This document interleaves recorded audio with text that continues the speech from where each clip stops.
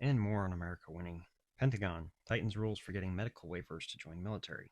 If you want to have the most lethal fighting force out there, you don't want people who are not up to peak physical fitness. People with congestive heart failure, undergoing treatment for schizophrenia, or who have a history of paraphilic disorders will no longer be eligible for a medical waiver to serve in the military, according to new rules issued by the Pentagon. The guidance signed by Defense Secretary Pete Hegseth updates a list of conditions that disqualify potential recruits from serving in the armed forces.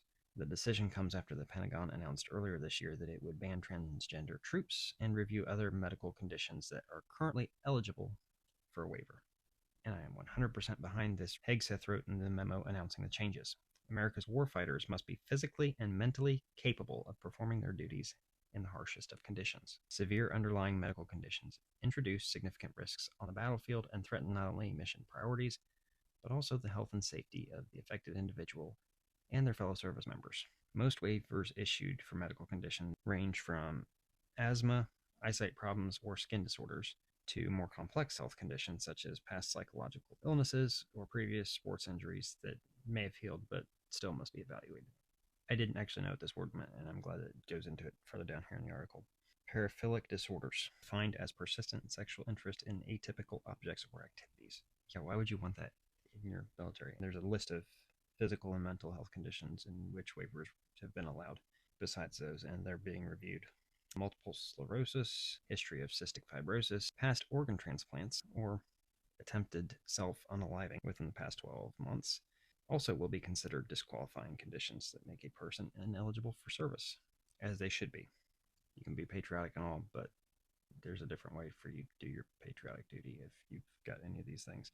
Attempted self-unaliving is a serious enough issue that has been recurring with War on Terror. That's a topic for a full video.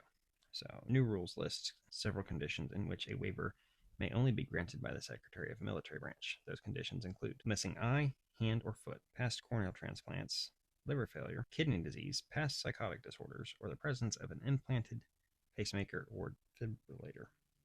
I can never pronounce that word, defibrillator. For more, you can visit the websites for those. The new rules required active duty troops as well as National Guard and Reserve troops to identify themselves as transgender and voluntarily leave the service or face involuntary separations. I don't know why they were allowed in there in the first place.